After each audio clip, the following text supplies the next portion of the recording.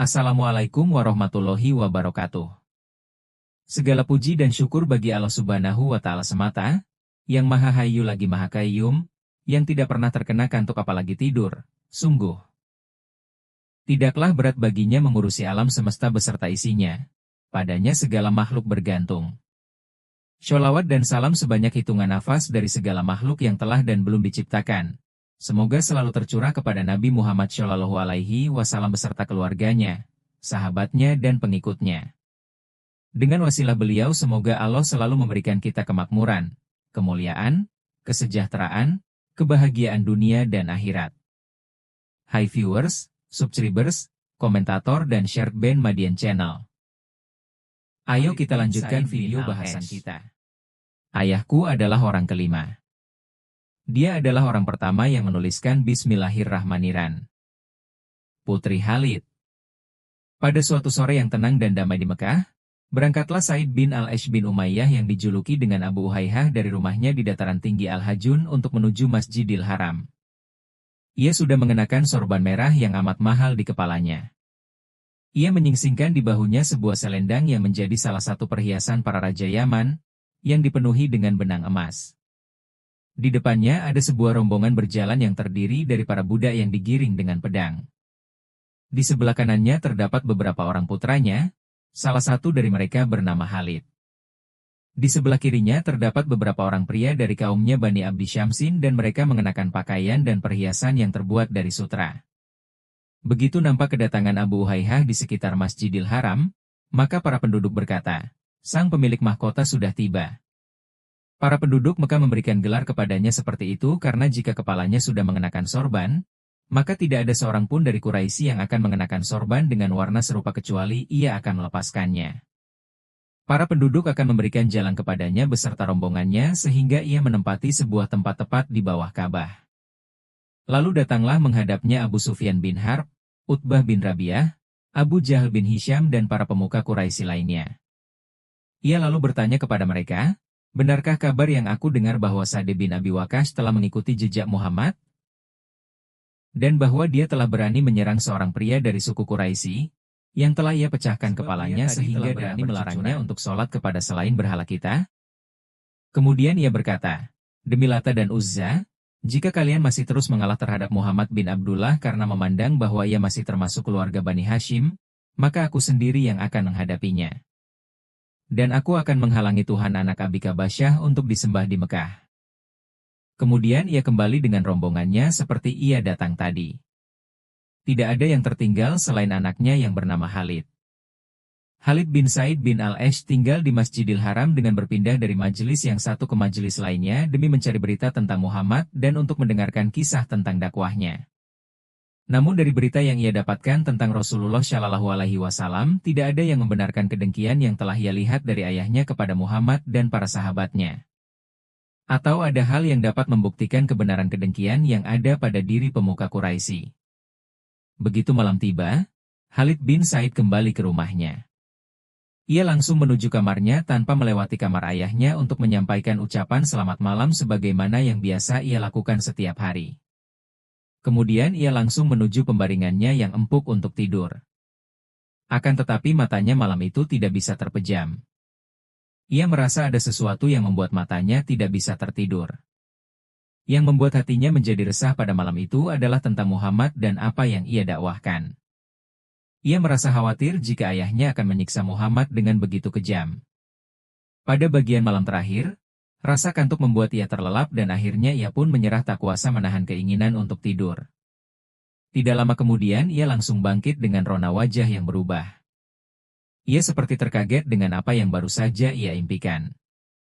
Tubuhnya berguncang menahan apa yang baru saja ia alami, dan ia berkata, "Aku bersumpah demi Allah, mimpi yang baru saja aku alami adalah benar. Aku tidak melihat bahwa mimpi tersebut adalah bahwa ia berdiri di tepi sebuah lembah neraka jahanam yang amat dalam. Tidak ada yang tahu berapa jauh kedalamannya. Di dalam lembah tersebut terdapat api yang berkobar dan menyala yang menimbulkan suara lolongan dan rintihan yang membuat hati dan jiwa terasa copot ketakutan. Begitu ia ingin mencoba untuk menjauhkan diri dari tepi lembah tersebut, rupanya ayahnya menghalangi jalan untuknya. Ayahnya mencoba dengan sekuat tenaga untuk mendorongnya masuk ke dalam lembah api. Maka Khalid pun berusaha menghadapi ayahnya sekuat mungkin. Khalid bergumul dengan ayahnya sampai ia merasa kelelahan, dan hampir saja ia terjerumus ke dalam lembah neraka.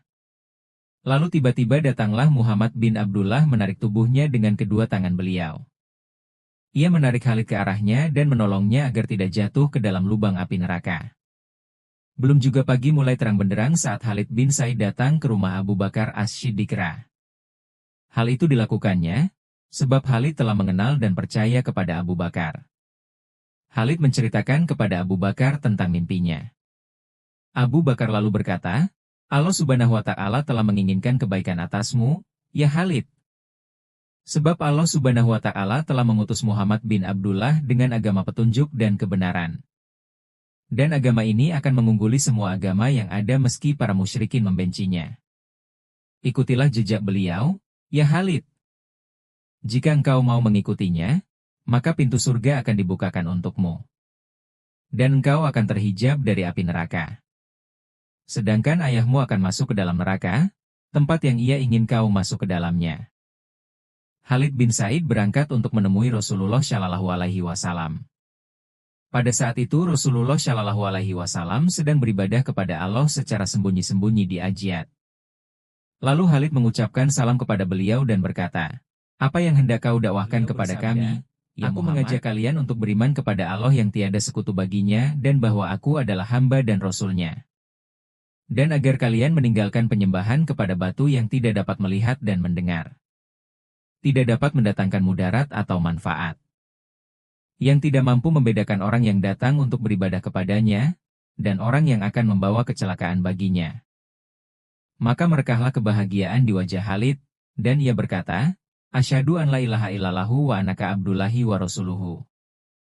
Maka Khalid bin Said al-Ash adalah orang kelima atau keenam yang masuk Islam di muka bumi. Karena tidak ada orang yang mendahuluinya untuk mendapatkan kemuliaan yang agung ini selain Hadijah binti Huwailid, Zaid bin Haritsah, Ali bin Abi Thalib, Abu Bakar As-Siddiq, dan Sa'd bin Abi Waqqas. Khalid bin Said meninggalkan istana ayahnya yang tinggi yang terletak di dataran tinggi Al-Hajun, dan ia meninggalkan kehidupannya yang mewah dan nikmat. Ia menghafalkan ayat-ayat Al-Quran yang turun kepada Nabi Shallallahu Alaihi Wasallam, dan ia beribadah kepada Allah secara sembunyi karena khawatir akan aniaya Quraisy. Begitu Khalid telah lama menghilang dari rumah, maka ayahnya mencari-cari di mana keberadaannya. Namun ia tidak dapat menjumpainya. Maka ayahnya mengutus beberapa orang untuk mencari informasi tentang keberadaan anaknya. Akhirnya ayahnya mendapatkan berita bahwa anaknya telah masuk Islam dan menjadi pengikut Muhammad. Maka menjadi kalutlah sang pemimpin Mekah ini. Sebab ia tidak pernah menduga bahwa salah seorang putranya akan berani keluar dari asuhannya, berpaling dari Lata dan Uzza lalu menjadi pengikut Muhammad. Maka ayahnya mengutus seorang budaknya yang bernama Rafi, dan kedua saudaranya yang bernama Aban dan Umar. Ketiganya berhasil menemukan Khalid yang sedang melakukan sholat di sebuah jalan yang membuat hati dan jiwa mereka menjadi Khalid, ayahmu memanggilmu untuk segera menemuinya. Ia menjadi marah karena engkau telah berani meninggalkan rumah tanpa seizinnya. Maka berangkatlah Khalid bersama ketiganya. Dan ketika ia sudah bertemu dengan ayahnya, Khalid mengucapkan salam Islam kepadanya. Ayahnya berkata kepadanya, celaka kamu. Apakah engkau telah keluar dari agamamu, agama ayahmu dan agama kakekmu lalu kini kau mengikuti Muhammad? Khalid menjawab, aku tidak keluar, akan tetapi aku beriman kepada Allah yang tiada sekutu baginya.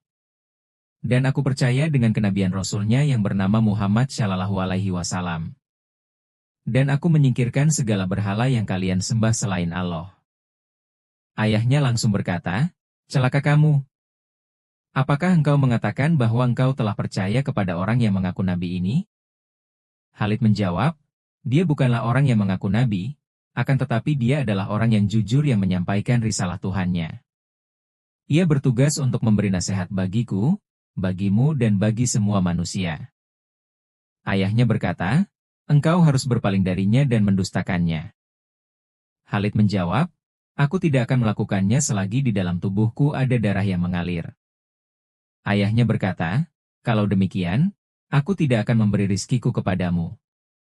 Khalid menjawab, Itu adalah hal yang lebih rendah dari perkiraanku. Dan Allah adalah pemberi rizki kepadamu dan kepadaku. Maka timbullah amarah pemuka Bani Abdi Syamsin ini terhadap anaknya. Kemudian ia mendekat ke arah anaknya dengan membawa sebuah tongkat besar yang telah ia siapkan. Lalu ayahnya memukulkan tongkat tersebut ke kepala Khalid, lalu mengalirlah darah merah berhamburan. Ayahnya tidak berhenti memukulkan tongkat ke kepala dan tubuh Khalid, sehingga darah terus mengalir. Kemudian ayahnya memerintahkan agar Khalid diikat dengan tali dan ia dikurung di sebuah kamar yang gelap. Ia tidak diberi makan dan minum selama beberapa orang dari anggota keluarganya dan berkata, "Bagaimana kondisimu, ya Khalid?" Ia menjawab, "Aku senantiasa berada dalam kenikmatan dari Allah Azza wa Jalla."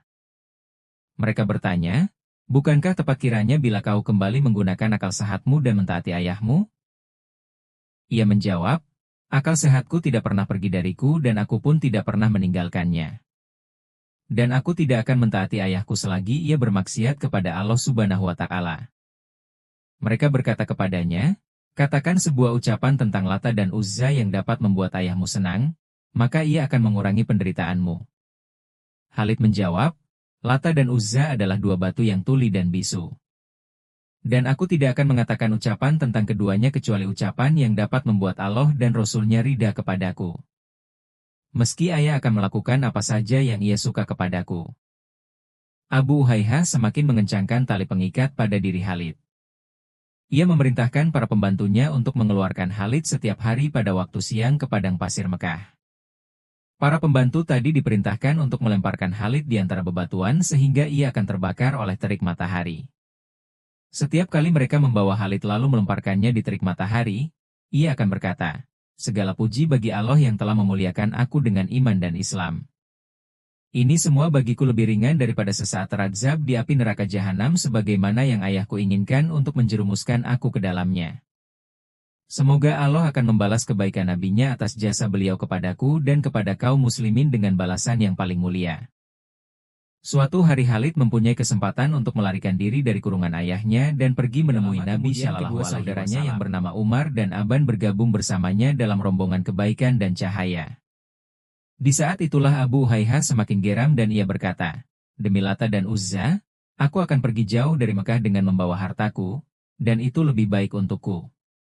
Dan aku akan meninggalkan mereka semua yang telah meninggalkan agama, mereka yang telah mencela berhalaku." Kemudian ia pindah ke sebuah desa di Taif, dan ia menetap di sana sehingga ia mati dalam kesedihan dan kemusyrikan.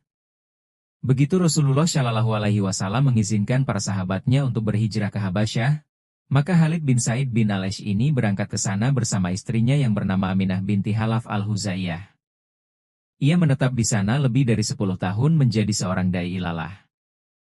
Ia tidak meninggalkan negeri Habasyah menuju Madinah kecuali setelah Allah menaklukkan Khaibar bagi kaum muslimin.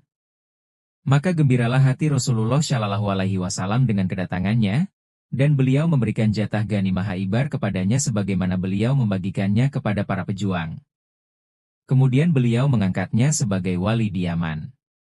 Dan Khalid terus menjabat sebagai wali Yaman sehingga Rasulullah Shallallahu Alaihi Wasallam wafat. Pada masa Khalifah Abu Bakar As-Siddiq, Khalid bergabung di bawah panji pasukan yang menuju ke negeri Syam untuk berperang melawan bangsa Romawi. Dia begitu semangat berperang di tengah medan laga seolah dia adalah seorang satria pemberani yang amat gagah. Sebelum terjadinya perang Marji Syufar yang terletak dekat dengan Damaskus, Khalid meminang Ummu Hakim binti Al-Harits dan melakukan akad nikah kepadanya. Saat Khalid hendak meminangnya, Ummu Hakim berkata, "Ya Khalid, alangkah baiknya kalau engkau menunda pernikahan ini hingga orang-orang telah kembali dari peperangan tersebut, karena aku tahu bahwa mereka akan berangkat ke sana." Khalid berkata, "Hatiku mengatakan bahwa aku akan menjadi syahid dalam perang Hakim." Pada pagi hari di mana ia hendak mengadakan walimah bagi para sahabatnya, belum lagi para muslimin menyelesaikan makanan mereka namun bangsa Romawi telah menyiapkan pasukan yang begitu banyak dan kuat. Salah seorang dari ksatria Romawi keluar dari barisan untuk menantang duel. Maka tampillah Habib bin Salamah untuk menghadapinya, dan Habib berhasil membunuhnya. Salah seorang ksatria dari pihak Romawi tampil lagi untuk menantang duel. Maka majulah Khalid bin Said untuk menghadapinya. Kedua ksatria tersebut mulai saling melompat dan menyerang. Masing-masing dari mereka mengarahkan pukulan yang mematikan ke arah musuhnya. Pedang Satria Romawi tadi rupanya tepat mengenai sasaran, namun pedang Khalid meleset dari sasaran. Maka terjerembablah tubuh Khalid di atas tanah. Ia mati sebagai syahid. Lalu kedua pasukan pun bertemu. Berlangsung antara mereka sebuah peperangan yang dahsyat. Tidak ada suara yang terdengar selain pukulan pedang pada kepala manusia. Pada saat itu, melompatlah Ummu Hakim bagai seekor singa betina yang kehilangan anaknya. Ia melepaskan gaun pengantinnya, dan ia mencabut tiang tenda yang akan menjadi kemah malam perkawinannya. Ia turut serta dalam peperangan dengan para prajurit muslimin lainnya. Ummu Hakim berhasil membunuh 7 orang penunggang kuda dari pasukan Romawi.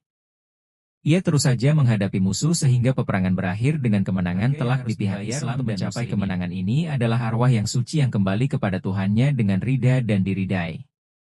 Dan di antara para arwah tadi, terdapat ruh Khalid bin Said bin Al-Ash yang terbang kegirangan. Orang yang membunuh Khalid melihat dengan mata kepalanya ada sebuah cahaya yang bersinar di langit, kemudian menari-nari di atas tubuh Khalid dan di hadapannya. Lalu orang yang membunuh Khalid tadi merasa begitu menyesal telah membunuhnya. Dan itu menjadi penyebab dirinya masuk ke dalam agama Allah bersama orang-orang lain.